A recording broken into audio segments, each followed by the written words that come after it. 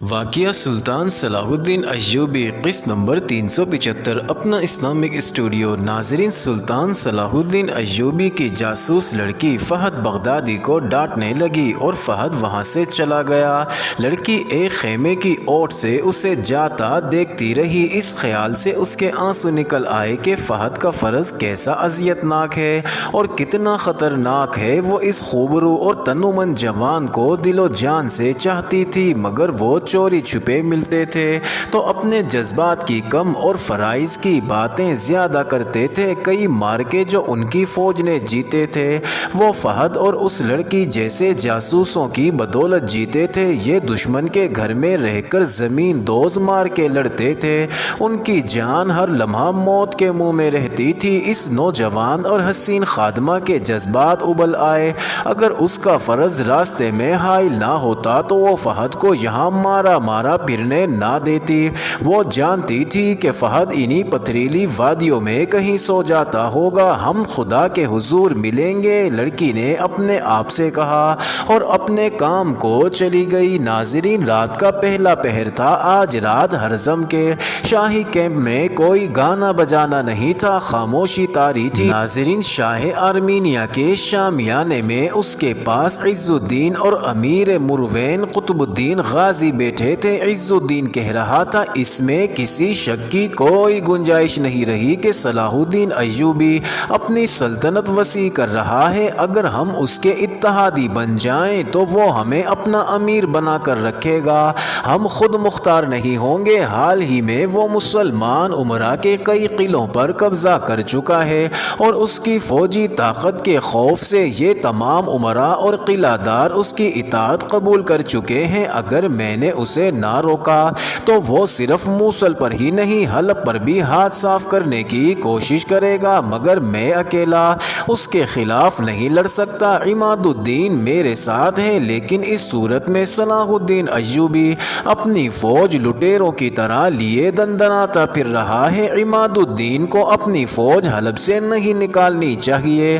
حلب کا دفاع زیادہ ضروری ہے کیونکہ یہ مقام بہت اہم ہے۔ میں جانتا ہوں، شاہ آرمینیہ نے کہا، صلیبیوں کی بھی نظریں حلب پر لگی ہوئی ہیں، اسی لیے میں صلیبیوں کے ساتھ کوئی معاہدہ نہیں کرتا۔ عز الدین نے کہا، وہ ہم سے مدد کے عوض حلب مانگیں گے اور وہ ضرور مانگیں گے۔ قطب الدین غازی نے کہا، میں بہتر یہی سمجھتا ہوں کہ آپ کو آپس میں کوئی معاہدہ کر لینا چاہیے۔ آپ دونوں کی فوجیں مل کر صلاح الدین ایوبی کو شکست دے سکتی ہیں۔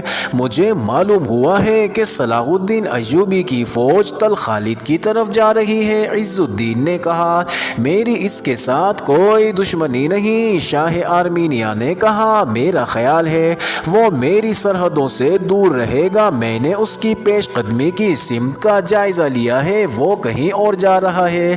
مجھے صلیبیوں پر بھروسہ نہیں۔ عز الدین نے کہا، وہ مجھے ہر طرح کی مدد دیتے ہیں، لیکن جنگ صرف سامان اور مشیروں سے نہیں لڑی جا سکتی۔ میں انہیں کہتا ہوں کہ میں صلاح الدین ایوبی کی فوج کو جنگ میں الجھا لیتا ہوں اور وہ اس پر حملہ کر دیں۔ میں نے انہیں یہ مشورہ بھی دیا تھا کہ وہ دمشق اور بغداد کو محاصرے میں لے لیں۔ اگر وہ ایسا کریں تو صلاح الدین ایوبی ہمارے علاقوں سے نکل جائے گا، مگر وہ نہ جانے کیا سوچ رہے ہیں۔ وہ ہم سب کو اپنا محکوم بنانے کی سوچ رہے ہیں۔ شاہ آرمینیہ نے کہا، سلطان ایوبی نہ رہا تو صلیبی ہمیں کھا جائیں گے، ہمیں ان پر بھروسہ کرنا ہی نہیں چاہیے۔ پھر آپ میری مدد کریں۔ عز الدین نے کہا، میں آگے بڑھ کر صلاح الدین ایوبی سے لڑتا ہوں، آپ اس پر حملہ کریں۔ ناظرین، اس موضوع پر وہ بہت دیر تبادلہ خیال کرتے رہے۔ آخر شاہ آرمینیہ نے اس شرط پر عز الدین کی تجویز مان لی کہ اس کی فوج کے انسانوں اور جانوروں کی خوراک کی ذمہ داری عز الدین لے۔ ناظرین، عز الدین نے یہ شرط مان لی اور طے ہوا کہ عز الدین سلطان ایوبی کے ساتھ آمنے سامنے کی ٹکر لے گا اور شاہ آرمینیہ کی فوج سلطان ایوبی کی فوج پر عقب سے حملہ کر دے گی۔ عز الدین تجربہ کار جنگجو تھا کیونکہ اس نے سلطان نور الدین زنگی اور سلطان صلاح الدین ایوبی کے زیر نگرانی ٹریننگ حاصل کی تھی۔ یہ جنگ لڑنا اور لڑانا جانتا تھا۔ اس نے وہیں جنگ کی منصوبہ بندی کر لی۔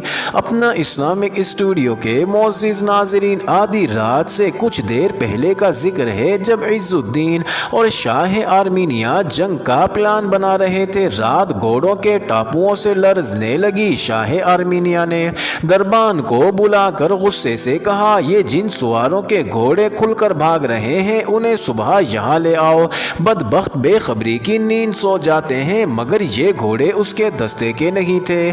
یہ سلطان صلاح الدین ایوبی کے چھاپا مار سوار تھے جن کی تعداد 40 اور 50 کے درمیان تھی۔ یہ ان کا شب خون تھا۔ ذرا سی دیر میں باہر قیامت بپا ہو گئی۔ چھاپا مار دو حصوں میں تقسیم ہو کر سرپٹ آئے اور گزر گئے۔ ان کے ہاتھوں میں مشعلیں تھیں جن سے وہ فوج کے خیموں کو جلاتے گزر گئے۔ ناظرین، کئی خیموں کو آگ لگ گئی تھی۔ سوئے ہوئے سپاہی ہڑبڑا کر اٹھے۔ ناظرین، فوراً بعد سواروں کی ایک اور موج آئی جو برچھیوں اور تلواروں سے اپنے سامنے آنے والوں کو کاٹتے گزر گئے۔ جلتے ہوئے خیموں نے روشنی کر دی تھی، پھر تیروں کا می برسنے لگا۔ ان میں جلتے ہوئے فلیتوں والے تیر بھی تھے۔ بندھے ہوئے گھوڑوں اور اونٹوں کا وہ غل مچا کہ دہشت طاری ہوئی جا رہی تھی۔ ناظرین، زخمیوں کی چیخ و پکار قیامت خیز تھی۔ پھر جانوروں کے رسے کھل گئے۔ گھوڑے اور اونٹ ڈر کر ادھر ادھر بھاگنے اور دوڑنے لگے۔ اس غل غپاڑے اور چیخ و پکار میں کیمپ کے ارد گرد سے بلند آوازیں سنائی دے رہی تھیں، ہتھیار ڈال دو، عز الدین ہمارے سامنے آ جاؤ، شاہ آرمینیا تل خالد ہمارے محاصرے میں ہے۔ ناظرین، ان میں سے کوئی بھی سامنے نہ آیا۔ عز الدین نے اپنے ایک وفادار کماندار سے کہا کہ وہ اسے ایک گھوڑا لا دے۔ بڑی مشکل سے اسے گھوڑا لا کر دیا گیا۔ وہ سوار ہوا اور افراتفری کے اس قیامت خیز عالم میں نکل گیا۔ اس نے اپنے دستوں کی، اپنے ذاتی عملے کی اور اپنے ساتھ جو لڑکیاں لایا تھا ان کی بھی پرواہ نہ کی، جان بچا کر بھاگ گیا۔ اسلامک اسٹوڈیو کے معزز ناظرین، اس دور کا ایک وقائع نگار اسد الاسدی لکھتا ہے کہ سلطان ایوبی گھیرا تنگ کر کے ان حکمرانوں کو گرفتار کر سکتا تھا، لیکن اس نے مصلحتاً ایسا اقدام نہ کیا۔ اس کی وجہ یہی ہو سکتی تھی کہ وہ ان حکمرانوں کو اپنا اتحادی بنا کر ان کی فوجوں کو فتح فلسطین کے لیے استعمال کرنا چاہتا تھا۔ وجہ خواہ کچھ ہی تھی۔ فروری 1183 579 ہجری کا یہ مارکا سلطان ایوبی نے چھاپا ماروں سے اسی طرح لڑایا اور اس نے آگے بڑھ کر کسی کو گرفتار کرنے کی کوشش ہی نہ کی۔ ناظرین، اس شب خون کی نگرانی اس نے خود کی تھی۔ شاہ آرمینیا نے بھاگنے کی بجائے وہیں رکے رہنا مناسب سمجھا۔ رات گزر گئی، صبح ہوئی تو کیمپ میں جلے ہوئے خیموں کی راکھ بکھری ہوئی تھی، لاشیں پڑی ہوئی تھی، زخمی تڑپ رہے تھے، گھوڑے اور اونٹ ادھر ادھر گھوم پھر رہے تھے۔ ناظرین، حملہ آوروں کا کچھ پتہ نہ تھا کہ کہاں ہے۔ شاہ آرمینیا جانتا تھا کہ سلطان ایوبی یہیں کہیں قریب ہی ہوگا۔ وہ سوچنے لگا کہ سلطان ایوبی کو کہاں تلاش کرے۔ اتنے میں اسے دو سوار آتے نظر آئے۔ وہ شاہ آرمینیا کے سامنے آ کر اترے اور سلام کیا۔ وہ سلطان ایوبی کے فوجی حکام تھے۔ سلطان صلاح الدین ایوبی نے سلام بھیجا ہے۔ ایک نے کہا، انہوں نے کہا ہے کہ وہ کسی کو گرفتار کرنے کا ارادہ نہیں رکھتے۔ عز الدین واپس موصل چلا جائے اور آرام سے بیٹھ کر سوچے۔ اور شاہ آرمینیا کے لیے سلطان محترم نے پیغام دیا ہے کہ ان کی فوج تل خالد کے قریب پہنچ گئی ہے۔ آپ کو شام تک وہاں سے اطلاع مل جائے گی۔ آپ کے پہنچنے تک آپ کا دارالحکومت ہمارے قبضے میں ہوگا۔ اگر آپ سلطان شام و مصر کی شرائط قبول کر لیں تو تل خالد سے فوج واپس آ سکتی ہے۔ اگر آپ مقابلے کا فیصلہ کرتے ہیں تو نتائج کو پہلے ذہن میں رکھ لیں، ہمیں پیغام کا جواب دیں۔ آپ ہمارے محاصرے میں ہیں۔ سلطان صلاح الدین ایوبی کو میرا سلام کہو۔ شاہ آرمینیا نے کہا، میں اپنے ایک وزیر کو شام سے پہلے سلطان کے پاس بھیج رہا ہوں۔ ناظرین، دونوں سوار چلے گئے۔ شاہ آرمینیا کا یہ وزیر بختیمور تھا جو اس کے ساتھ تھا۔ شاہ آرمینیا نے اسے کہا کہ ہمیں ان لوگوں کے اختلافات اور عداوت میں پڑنے کی ضرورت نہیں، ادھر تل خالد محاصرے میں ہے اور ہم یہاں ہیں، جاؤ اور صلاح الدین ایوبی سے کہو کہ اپنی فوج واپس بلا لے، ہم اس کے کسی دشمن کے ساتھ کوئی معاہدہ اور کوئی اتحاد نہیں کریں گے۔ ناظرین، بختیمور دانشمند وزیر تھا، اس نے سلطان ایوبی کے ساتھ بات کی۔ سلطان ایوبی نے بڑی سخت شرائط پیش کی اور منوا لی۔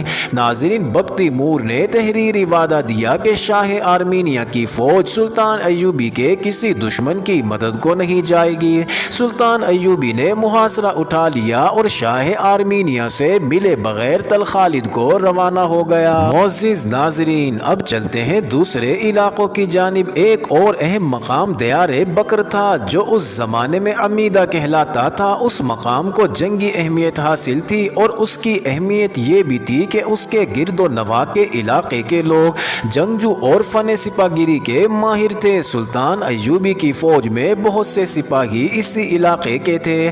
اپنی فوج کی کمی سلطان اسی علاقے سے پوری کیا کرتا تھا۔ یہاں کے لوگ تو سلطان ایوبی کے حامی تھے، مگر ان کا حکمران اپنی حکمرانی قائم رکھنے کی خاطر سلطان ایوبی کا مخالف تھا اور مسلمان ہوتے ہوئے صلیبیوں کے ساتھ در پردہ دوستی کی کوشش میں تھا۔ ناظرین، سلطان ایوبی نے اپنی فوج کو دیار بکر کی طرف پیش قدمی کا حکم دیا۔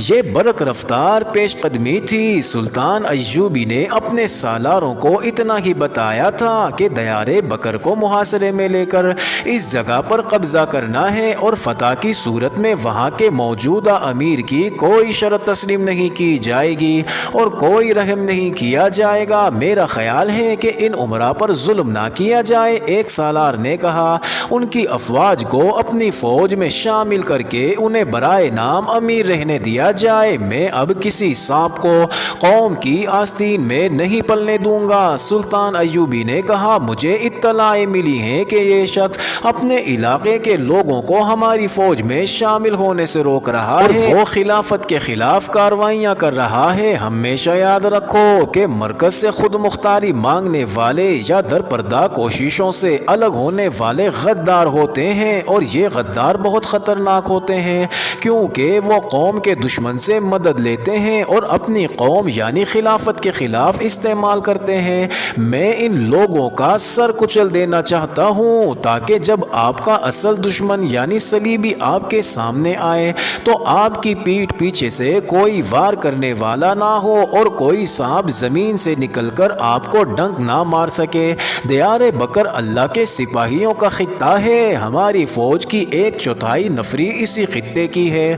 اگر ہم نے ان جنگجوؤں کے غدار حکمرانوں کو بخش دیا تو اس خطے کے لوگوں کا ایمان بھی تباہ ہو جائے گا اور فن سپاہ گیری بھی۔ ساری قوم یا کسی ملک کے تمام لوگ غدار یا بے ایمان نہیں ہوا کرتے۔ حکمران اگر ایمان فروش ہو تو قوم کے جوہر ختم ہو جاتے ہیں، اچھی بھلی قومیں بے وقار ہو جاتی ہیں، جذبے مر جاتے ہیں اور پھر قومیں آزاد قوموں کی طرح زندہ نہیں رہتی۔ ہمیں اپنے اس قسم کے حکمرانوں کو ختم کرنا ہے اور سلطنت اسلامیہ کا ایک مرکز بنانا ہے۔ آپ نے دیکھا ہے کہ خلافت بغداد مفلوج ہو کر رہ گئی ہے۔ اگر خلافت کا حکم چلتا تو ہمیں فوج کشی نہ کرنی پڑتی۔ یہ فوج کا فرض ہے کہ ملک کے اندر انتشار کو اور نااہل اور ایمان فروش حکمران کو ختم کرے۔ میں پھر وہی الفاظ دہراتا ہوں کہ تاریخ یہی کہے گی کہ 6 صدی ہجری کی فوج نکمی تھی جس نے نہ خلافت کا وقار بحال کیا نہ دشمن کو نسیت و نابود کیا۔ معزز ناظرین، دیار بکر کا محاصرہ اتنی تیزی سے ہوا کہ اندر والوں کو مزاحمت کی مہلت نہ ملی۔ سلطان ایوبی نے ہدایت جاری کی تھی کہ شہریوں کا نقصان کم سے کم ہو۔ اندر اپنے جاسوس موجود تھے اور سلطان ایوبی خود بھی شہر سے اور حکمران کے محل اور ہیڈ کوارٹر سے واقف تھا، اس لیے منجنیکوں سے جو پتھر اور آتش گیر سیال کی جو ہانڈیاں پھینکی گئی وہ سرکاری عمارتوں پر پھینکی گئی۔ باہر سے اعلان کیے گئے کہ امیر ہتھیار ڈال کر باہر آ جائے، لیکن قلعے کی دیواروں پر کھڑے امیر نے جوابی حملے کا اعلان کرایا کہ ہتھیار نہیں ڈالے جائیں گے، لڑو اور شہر لے لو۔ ناظرین، دیار بکر کی فوج نے جم کر مقابلہ کیا۔ سلطان ایوبی محاصروں کا ماہر تھا، لیکن اس نے مزاحمت دیکھی تو سمجھ گیا کہ یہ محاصرہ تول پکڑے گا اور اس کے لیے کچھ زیادہ ہی قربانی دینی پڑے گی۔ دیواریں توڑنے والے افراد رات کی تاریکی میں دیوار تک پہنچ گئے، لیکن اوپر سے ان پر آگ پھینکی گئی اور وزنی پتھر بھی پھینکے گئے۔ بڑے دروازے پر منجنیقوں سے آتش گیر سیال کی ہانڈیاں پھینک کر فلیتے والے تیر مارے گئے، جس سے دروازے کا لکڑی کا حصہ جل گیا، مگر اس کا لوہے کا ڈھانچہ گھنا تھا جس میں سے گزرنا ممکن نہیں تھا، تاہم گزرنے کی کوشش کی جا سکتی تھی۔ ناظرین، فضا میں تیر اڑ رہے تھے۔ ناظرین، سلطان ایوبی حیران تھا کہ اندر والے ایسا سخت مقابلہ کیوں کر رہے ہیں۔ یہ راز بعد میں کھلا تھا کہ امیر دیار بکر نے محاصرے کی اطلاع ملتے ہی شہر میں اعلان کرا دیا تھا کہ صلیبیوں نے شہر کا محاصرہ کر لیا ہے۔ اس اعلان پر شہر کے لوگ لڑنے اور مرنے کے لیے تیار ہو گئے تھے اور انہوں نے فوج کے دوش بدوش شہر کی دیوار پر آ کر محاصرہ کرنے والوں پر تیروں اور برچھیوں کا می برسا دیا۔ یہ دیکھا گیا تھا کہ چاروں طرف دیوار پر فوج کے ساتھ شہری بھی تھے۔ شہر کے لوگوں کا حوصلہ بلند تھا، لیکن سلطان ایوبی نے شہریوں کو لڑتے دیکھ کر بھی یہ حکم نہ دیا کہ شہر پر بھی آگ برسائی جائے۔ اپنا اسلامک اسٹوڈیو کے معزز ناظرین، محاصرہ 8 روز جاری رہا۔ زیادہ تر نقصان سلطان ایوبی کی فوج کا ہو رہا تھا، کیونکہ اس کی ٹولیاں آگے بڑھتی اور تیروں کا نشانہ بنتی تھیں۔ پھر ایک معجزہ ہوا، شہر کی دیوار سے نعرے گرجنے لگے، یہ صلیبی نہیں ہے، یہ سلطان صلاح الدین ایوبی ہے، ان کے جھنڈے دیکھو، مسلمانوں تم آپس میں لڑ رہے ہو۔ تب سلطان ایوبی کی فوج میں دیار بکر کے علاقے کے جو سپاہی اور کماندار تھے، انہوں نے بلند آواز سے پکارنا شروع کر دیا، ہم تمہارے بیٹے اور تمہارے بھائی ہیں، دروازے کھول دو۔ ناظرین، یہ انکشاف بھی بعد میں ہوا تھا کہ شہر کے اندر سلطان ایوبی کے جو جاسوس اور زمین دوز کارندے تھے، انہوں نے بھاگ دوڑ کر لوگوں کو بتایا تھا کہ محاصرہ کرنے والے صلیبی نہیں، مسلمان ہیں اور یہ سلطان صلاح الدین ایوبی ہے۔ یہ مہم آسان نہیں تھی۔ ناظرین، جاسوس آزادی سے لوگوں کو سرکاری اعلان کے خلاف کچھ کہہ نہیں سکتے تھے۔ اس مہم میں جو جاسوس پکڑے بھی گئے تھے، انہوں نے کامیابی حاصل کر لی۔ ناظرین، 9 روز اندر کی فوج اور شہریوں کی سوچ اور جذبہ بدل گیا۔ شہریوں نے حکمران اور اس کے حاشیہ برداروں کی دھمکیوں اور چیخ و پکار کی پرواہ نہ کرتے ہوئے شہر کے دروازے کھول دیے۔ جب سلطان ایوبی شہر میں داخل ہوا تو شہر کے لوگوں نے بے تابی سے نعرے لگا لگا کر اس کا استقبال کیا۔ عورتوں نے منڈیروں اور دریچوں سے اس کی فوج پر اپنے دوپٹے اور رومال پھینکے۔ ناظرین، سلطان صلاح الدین ایوبی نے دیار بکر کے امیر کو شہر سے نکل جانے کا حکم دیا اور یہ شہر نور الدین ابن قارہ ارسلان اور ایک اور امیر کو دے دیا۔ ناظرین، قاضی بہاؤالدین شداد نے اس کا نام ابن نکن لکھا ہے، جو نور الدین کے ہی خاندان کا فرد تھا۔ ناظرین، سلطان ایوبی نے انہیں ضروری ہدایات دیں، وہاں کی فوج کو اپنی فوج کا حصہ بنایا اور حکم دیا کہ اس علاقے سے مزید فوج تیار کی جائے۔ ناظرین، مئی 1183 عیسوی محرم الحرام 589 سن ہجری میں سلطان ایوبی نے دیار بکر کو اپنی عملداری میں لیا اور حلب کی سمت کوچ کیا۔ اس کے سب سے بڑے دشمن حلب کا والی عماد الدین اور موصل کا والی عز الدین تھے۔ اب وہ ان کی طرف توجہ دینا چاہتا تھا۔ معزز ناظرین، یہ انٹرسٹنگ ویڈیو جاری ہے، اگلی ویڈیو قسط نمبر 376 میں دیکھنا مت بھولیے گا۔